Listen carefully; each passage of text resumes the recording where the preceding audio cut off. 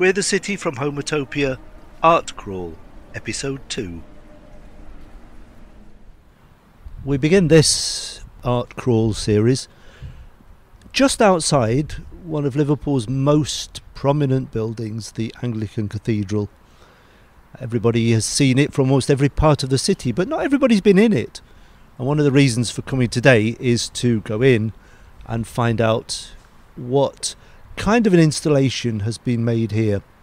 The person who's coming with me today is Iesha Palmer, who is a project manager and advocate, and has joined me to get a bit of a perspective on what we think is a kind of visual arts installation in the place.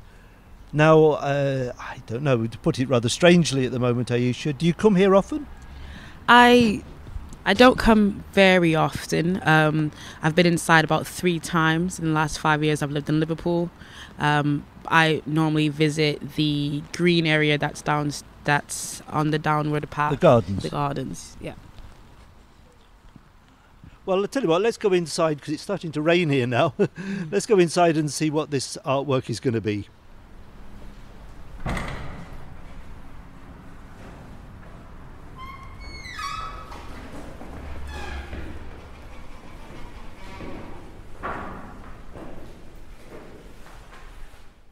It's a cathedral. What do you expect of a cathedral as a visitor? What kind of experience do you expect? As someone who grew up in a religious household and went to church, I kind of expected a lot of pews, a lot of Bibles and pamphlets. So this is quite surprising to walk in, and it's not exactly to what I would have imagined. No, I mean, one of the things about it, of course, is it's technically one of the biggest inside spaces in the world, so it's just hugely impressive, and the architecture, of course, is manifold. I mean, it's not just one single space, but there's all kinds of different side chapels to it, and it's very high, everything else. But of course, the other thing it's famous for, which you may have come across, you may not, is it's a place where art has had its home over the time. I mean, I think in the last few years we would say that we've had the world in here, we've had the moon in here, we've had huge guitar concerts in here, we've had a play about the Titanic in here, and of course it's got installation anyway because there's a Tracey Emin neon installation at the far end of the cathedral. So the one thing it doesn't surprise anybody, I think, is to find that there's art in the place. Would you have expected art when you first came to Liverpool to find that in a cathedral? Not at all. Not at all. From the outside, I assumed it'd be like other cathedrals I visited. But I walked in, and I think that was the first thing that caught my eye was the Tracey Emin neon. And I said, that's not usually in a cathedral. And I came to find out, like you said, it is home for so many art, like music forms or, installations. And it really challenges my perspective of a cathedral and what it's used for. Yeah, so in a sense, in terms of queering the city, this cathedral already does a little bit of kind of queering itself, I think, which is no bad thing. The one we've come to see, well, we've walked quite a way into the cathedral. We're nearly under the whole tower. On the wall, something that attracts a bit of attention, I think, catches your eye. It's a black and white poster. There seems to be a woman wrapped in some type of garment sitting on a pavement. It is near the docks, and on the walls in black bold letters it says, "Black people built Liverpool." Yeah, I mean, it's quite hard to read, isn't it? I think you have to get quite close up before you notice that. So if you and I were walking along just talking and we raised our eyes to it, we'd probably be first of all captured by the fact that it is in black and white. Yes. Whereas there's a kind of very subtle warm brown to the whole of the rest of the surroundings. And then, of course, we've got to make some question about what it's trying to say to us. We know there's 2, actually, don't we? We know there's 2. So maybe the other one will be a bit of a confirmation. But those 4 words, black people built Liverpool, is kind of provocative because, I mean, arguably it's not possible that only black people built Liverpool. Because the question is, what builds a city? What do you take it that those 4 words are really implying? I believe those four words are really implying and imploring us to ask the question of how have black people benefited Liverpool, and what Liverpool has benefited from the black community, and that brings you straight to the slave trade and the involvement in that. And I think that is what this post is really probing you to ask that question of, because like you said on the article, someone would stop and be, no, but that's impossible.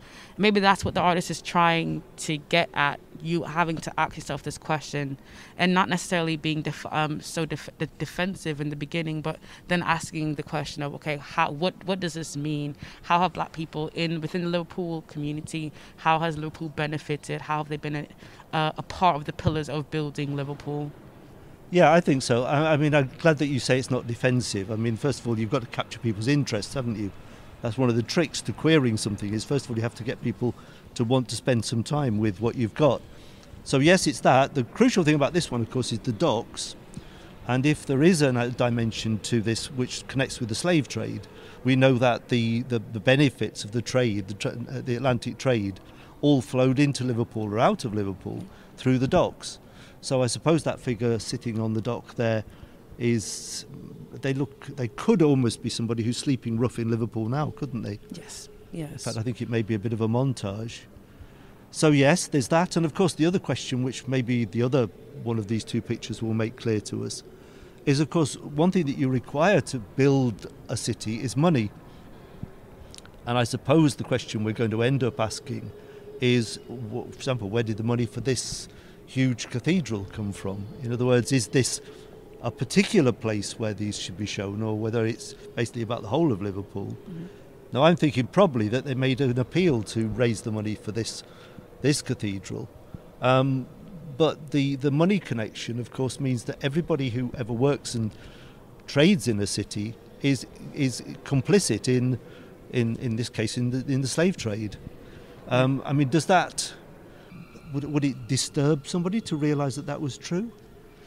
I think it would disturb a lot of people, because I feel as though a lot of people, especially in Liverpool, do kind of, and as much as you should be, Liverpool is a beautiful city, very multicultural city, we have to also acknowledge that it does have a very dark undercurrent a lot of times, especially within being a part of the black APOC community, and it would disturb someone to know that they didn't know about it.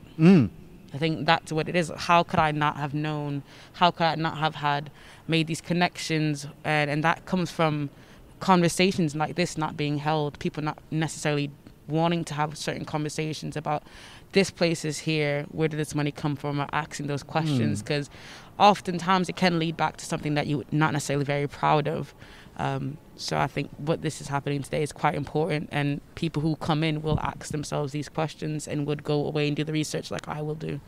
Because one of the research we need to do, probably just for its own sake, is the artist, Kiara Mohamed. I think if we look at the other one, which we should probably wander along to now, we'll get a better idea of whether Kiara is simply talking about the built environment, the economic structure of the place. And that's something that I think we have to consider, because behind every city, every city's architecture is a mirror of its economy, isn't it? Yeah. Oh, well, here we are. Different in lots of ways, actually. What do you, for you, is the main difference with this one? Whereas the one before, there was, an individual that you can clearly see. This is more just looking at the architecture of Liverpool. You see the Liver building. It's a drone shot again, isn't it? Yeah, it's a drone shot. Yeah, I mean, taken from, I would guess, just in front, the river frontage of the Liver building. And it looks past one Liver bird to the other Liver bird, and then across through the whole of the business district, and then actually right up here as far as the cathedrals, I suspect, though they're just slightly out of the picture. And it's slightly different. I mean, the black people words are written in white here, which is, what does that mean? There's a little speculation. Do you think that has significance? It would be hard for me not to think so. I'm just still trying to figure out what the significance is, but there definitely would be a significance to the artist changing it from all black to black people being written in white colour. I mean, it's for many people that is a picture of pride, isn't it? In Liverpool, it's look at this magnificent city, all of its best architecture, all of its most impressive monuments can be seen from here. Its emblematic liver birds are there. This is the kind of thing that would sit on the wall of a house, as a in pride of place over the fireplace if these things still happen. But if you put the words "Black people built Liverpool" over it, it kind of queers the thing, which is the subject of our crawls. Here we are in a cathedral, and we're looking outwards almost through a window to a view of the city, and we're being forced to make a connection, ask a question. If we were researching this, what would we Google up? Immediately, I think you would want to Google the Liver building. Yeah. You would want to, and quite similar to the one before, asking questions like, where did the funding for the Liver building come from? Who was involved in, the architecture and the building of it, and those responsible? Is there a link to, quite similar to the one before? I'd also want to Google up, I think, Liverpool architecture, and maybe pick on individual buildings and find out what they did. We've got, a bit further on, we've got a town hall, but also we've got Martin's banks, lots of banks there, lots of insurance buildings, all those kind of things that suggest that money is really the thing that we're looking at here, rather than simply just bricks and mortar. Because it's so easy just to kind of leave your house, go out into town, go to the docks, walk for a lovely stroll with your dog and your family. And very often people either don't know or don't care to find out about the history of such place. And in Liverpool, the docks are very, very famous. I mean, during quarantine, that's where everyone went. But how often do we walk around and ask the question as to, how did this get here? Who is responsible? Of whose labor and the money? And like you said, I think that's quite important, because if you want to know the story of anything, you follow the money. The money carries you to the truth.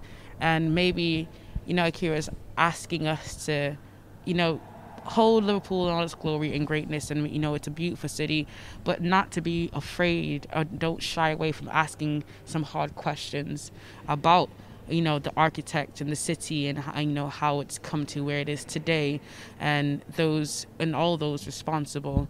So I think that's what I feel. It makes me to be, when I leave today, it makes you really want to go and do some deep research, and not necessarily not to do research to call anyone out, but just to know. I think knowing your past is really important in order to, creating a better future for all people of Liverpool.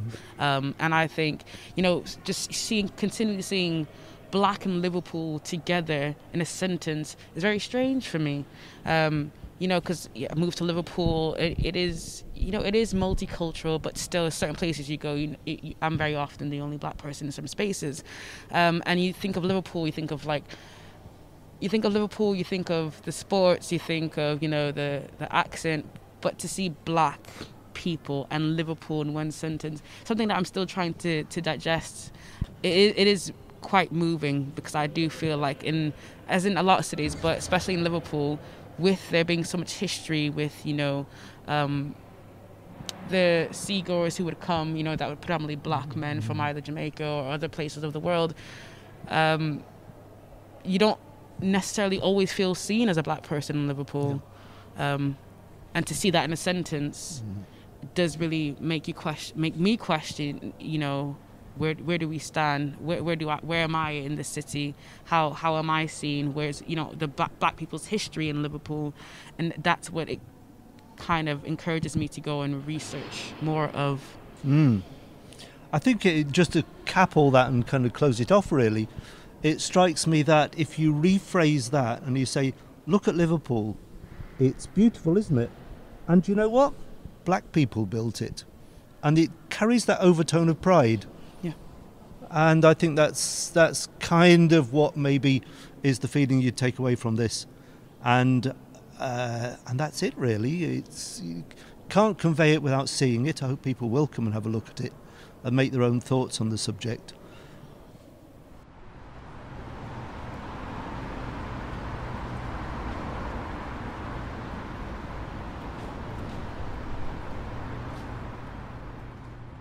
A short walk down the hill brings us to the corner of Chinatown, which is actually one of the places where one of the other art crawls begins. But we're actually going to stop just outside the art centre, which is known as the Blackie, because this particular artwork, which is part of the Queer City project, has has moved about a bit in its history of getting to these railings here. Originally it was planned to be in hoardings round the corner, but now here it is in plain view in front of the Chinatown restaurants that are so characteristic of the area. It's a big, long, it's not a poster so much, it's a kind of hoarding that's been put up there. And the word? Multi-transitional. Yeah, multi-transitional. And that's pretty much all.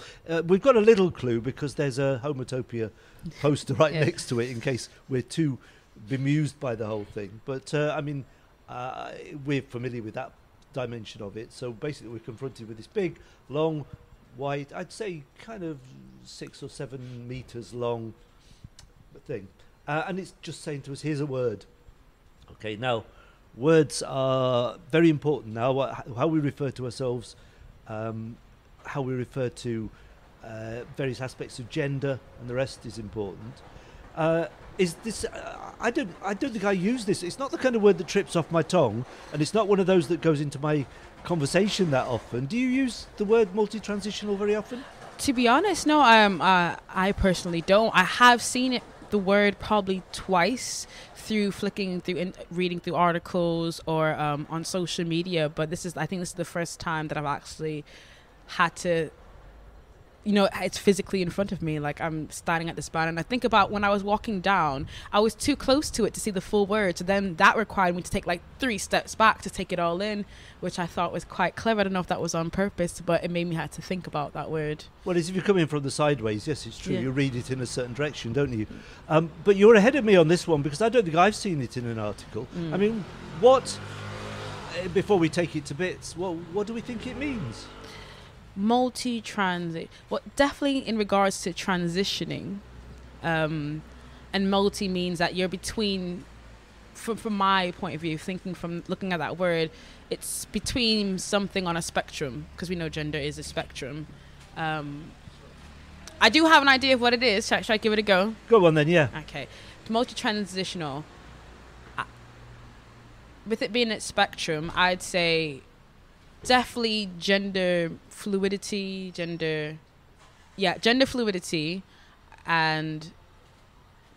detransitioning. Somewhere between those two of being fluid in gender but also detransitioning. Okay, I mean, let's go back to basics on this one. One of the things that, Homotopia this year is very trans intensive. Mm-hmm. I mean, very many of the artists are trans artists, very many of the subjects are trans subjects, and that itself nowadays is a very big world to join in with. So transition is as a word to describe that which people in many cases have done once in their life, permanently, or do regularly. Mm-hmm. It's the moving from one gender apprehension to another.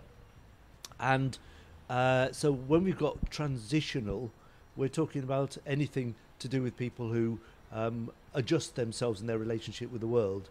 To do the multi is where it comes a bit complicated for me, because you'd say, well, yes, everybody does it differently, so that's fine. But at the same time, there's now with gender fluidity and non-binary and all the other kind of subsets of it all, you're wondering whether it actually approves of multi-transitional. Do you suggest it's a word that says let's have more things that are multi-transitional?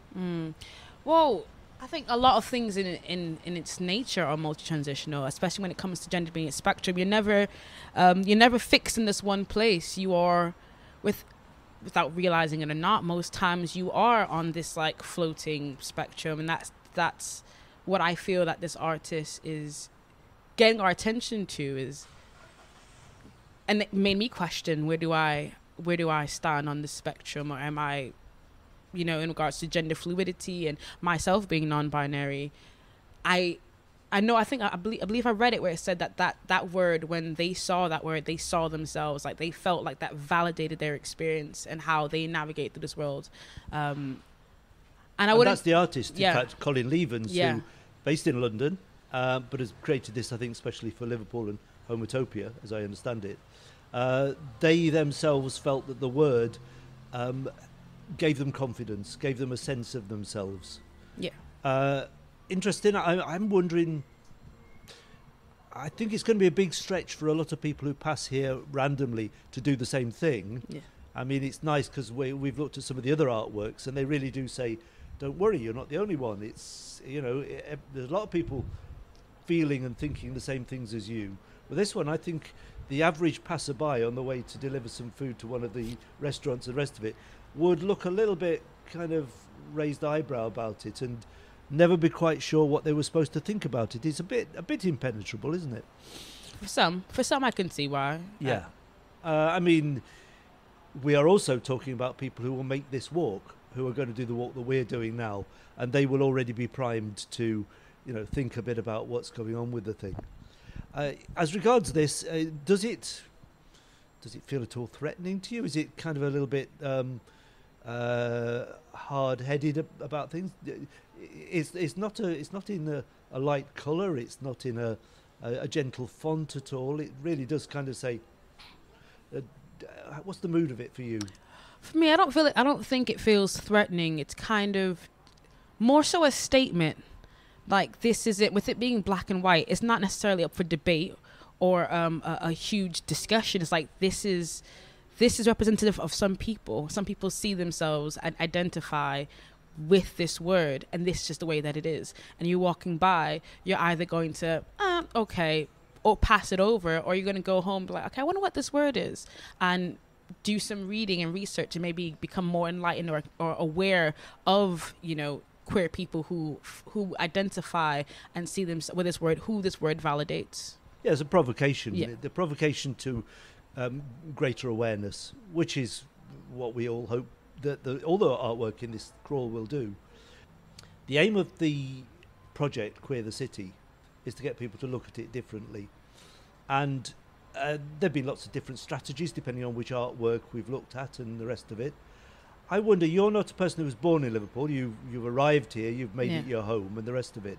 Is Liverpool a good candidate for queering? Is it a place that benefits from being seen in a different way? Or, just to put the opposite point of view, it's already quite a cranky kind of place and it doesn't really need very much in the way of provocation? What do you think? I believe Liverpool is a perfect city for queering. Before living here, I spent time in Leeds and Manchester, and funny enough, I came to Liverpool on a night out, and the queering that I did see and I was involved in, I was like, I want to live in this city, and I moved the next week.